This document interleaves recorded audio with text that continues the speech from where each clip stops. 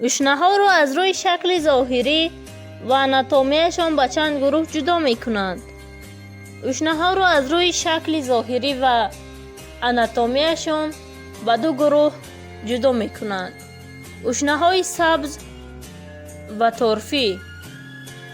در دنیا چند نمود اشنه‌های سبز موجودند. در دنیا 14,000 نمود اشنه‌های سبز موجودند. در عین زمان در دنیا چند نمود رستنی‌های سوزنبرگ موجود است. در عین زمان در دنیا زیاده از 560 نمود رستنی‌های سوزنبرگ موجود است. در تاجیکستان چند نمود ارچه می روید. در کشور عزیز ما تاجیکستان 4 نمود ارچه می روید. یکم، خاربرز یا ارچه ترکستانی. دوم، مهینبرز یا ارچه زرافشانی.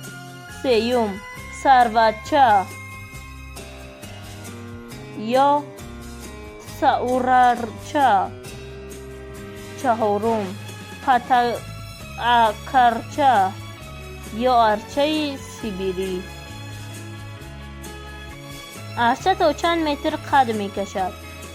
ارچه ها از 10-12 تا 25-30 متر قد می کشد.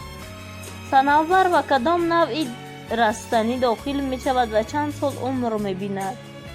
صنوبر درخت سوزنبرگی همیشه سبز بوده تا 350-400 سال عمر می بیند.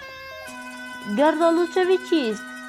گردآلوچوی افتادن گرد از گردان به گردگیرکی تخمدان می باشد.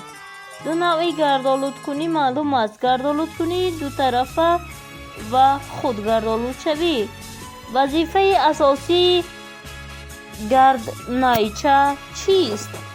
وظیفه گردنیچه به تخم مرغ ها بریدن نفته ها می باشد.